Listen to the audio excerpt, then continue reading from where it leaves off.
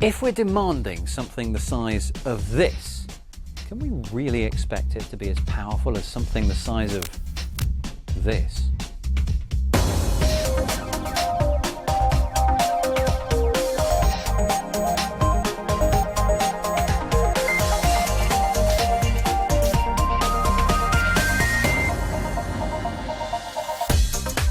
They're small, they're light, and they're flying off the shelves. This week on Click, we look at the latest batch of netbooks and what you need to know before deciding on size, shape, and power. How much can we expect them to do compared to their full-size laptop brothers? We'll also look at some handy downloads that will help you get the most out of your mini machine. Plus, name that tune. Well, we'll check out the computers that can. All that and the latest tech news from around the world and the best of the web in Webscape. Welcome to Click. I'm Spencer Kelly. If you do any kind of computing on the go, you'll know how convenient a laptop can be. But while laptops are technically portable, they are still reasonably bulky. Well, over the last 3 years, it's become obvious that the industry has been working on the idea of shrinking a traditional laptop to something that's even more portable and even easier to just sling in a bag. We've seen the rise and fall of both ultra-mobile PCs and mobile internet devices. Neither of these form factors has taken off. But since 2007, it seems that the industry has hit on a winning form factor, and it's called the netbook. It was the charitable One Laptop Per Child project which set the idea of lightweight mobile computing alight in the public imagination.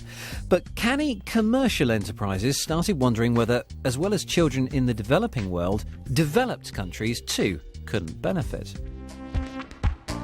Taiwanese PC maker Asus was the first to realise this, taking the market by storm with the oddly named ePC. In their first year, the Asus netbooks flew off the shelves, bucking the recession with increasing sales, whilst their bigger brothers, the laptop and desktop PC sales, dropped off. Since then, every PC maker and his dog has jumped on the netbook bandwagon, and these are some of the latest models to hit the shelves. The idea is simple, literally simple. We consumers don't actually want high-end gamer-grade laptops. Instead, we're craving lightweight devices which do just what we need on the move, things like word processing and web surfing.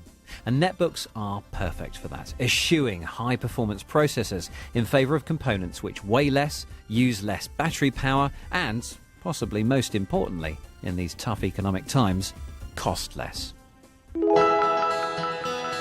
But having made a splash in the media, have netbooks abandoned their lowly roots?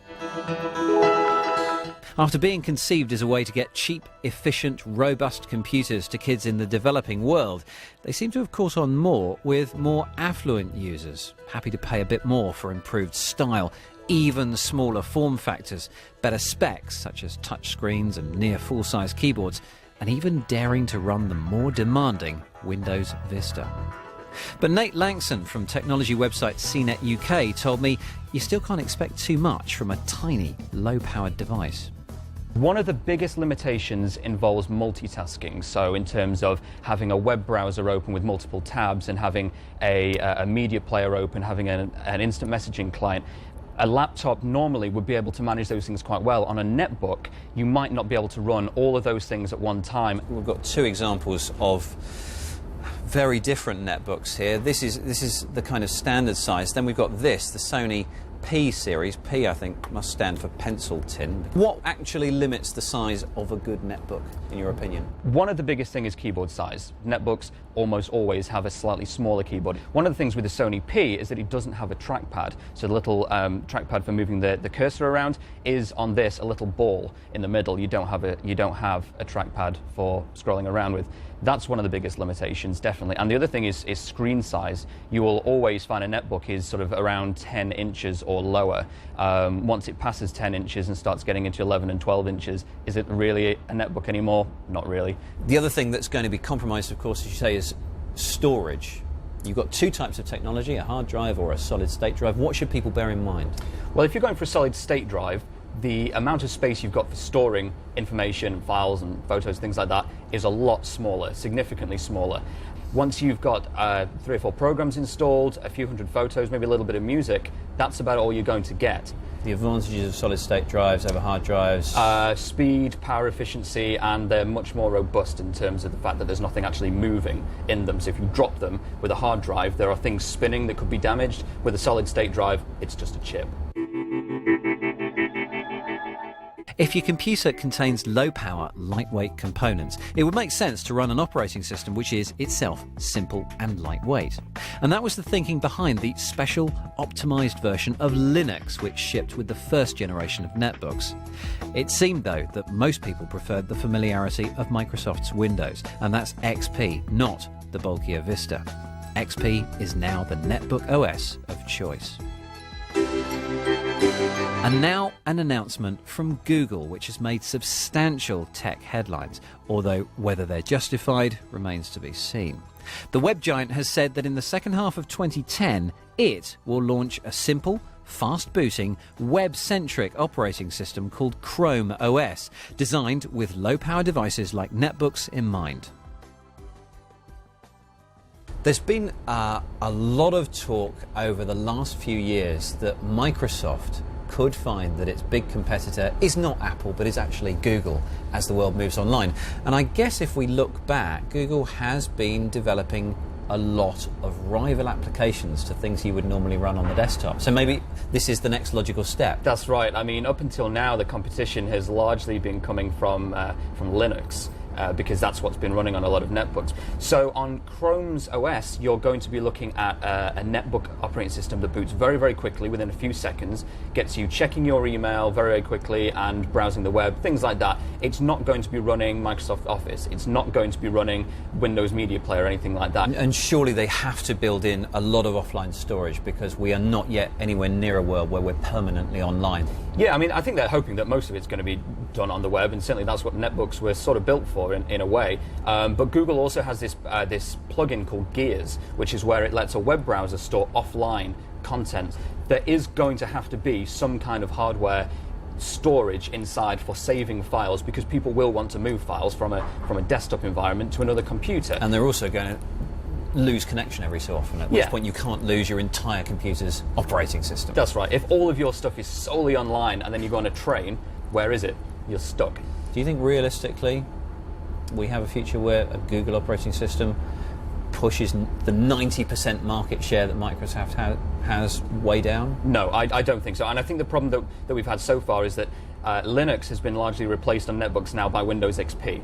And so one of the problems is that people don't have the familiarity with Linux as they do with Windows. They buy a Linux PC or a Linux netbook, they think, I don't know what's going on this, I don't know, I can't install my applications, get XP on there. And I think we're going to see a similar issue with Google's Chrome OS as we have with Linux, in that it may be installed by default, but people might not want it when they realise, hey, this isn't what I'm used to. Okay, Nate, thank you very much for your time. If you have a netbook or you're considering getting one, we've got a few tips and tricks in a few seconds that may enhance your netbook experience. That in a tick. First, the latest tech news.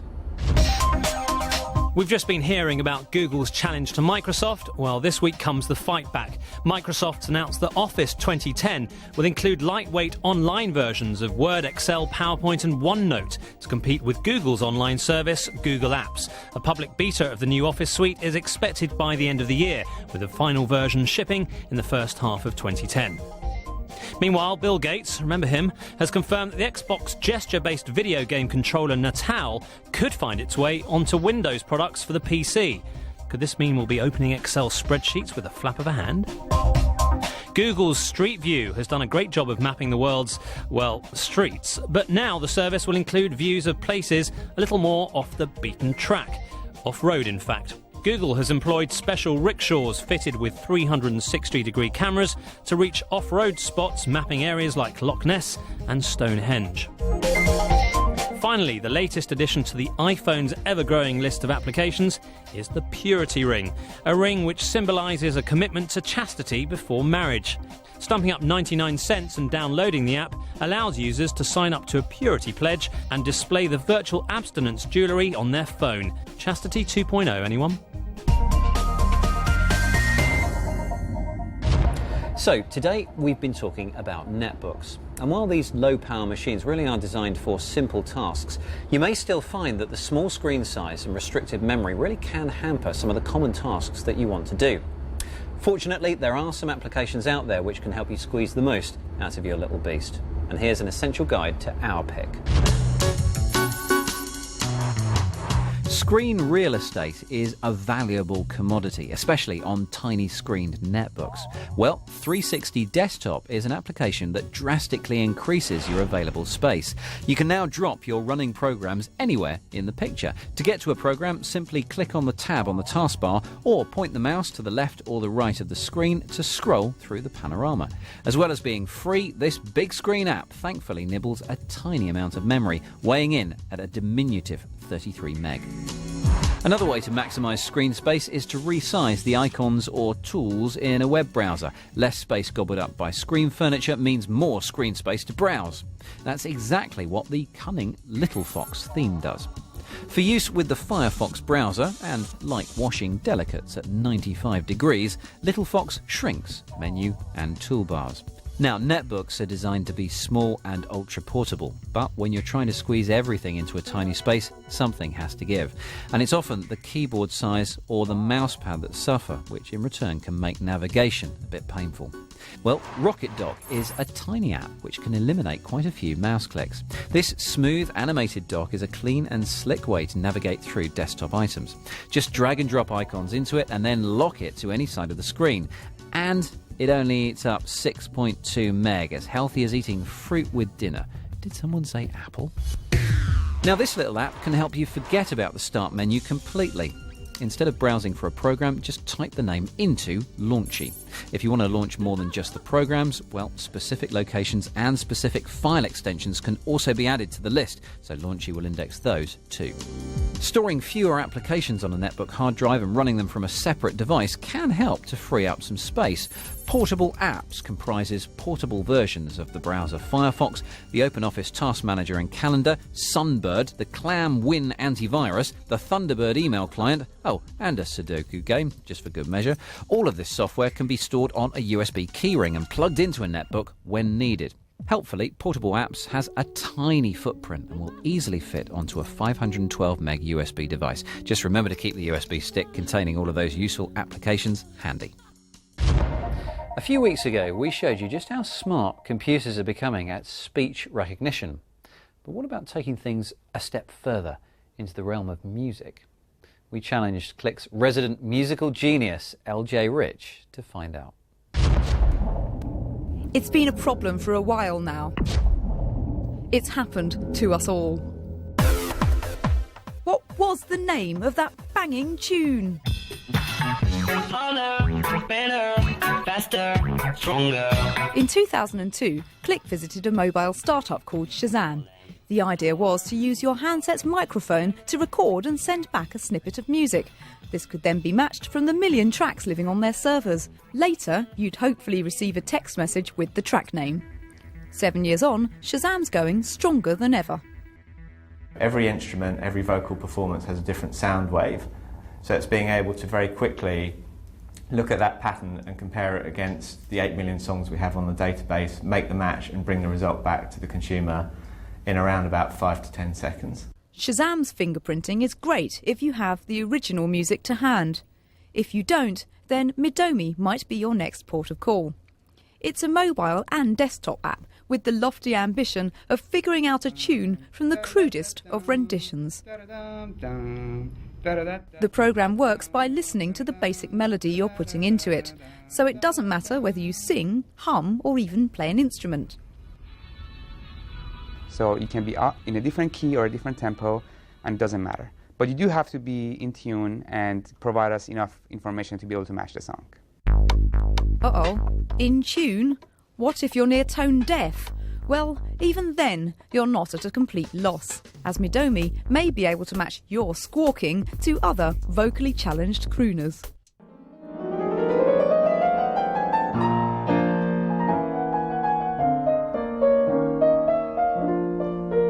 So far, so good. But computers simply aren't as good as humans when it comes to more complex musical matching. We know that this piece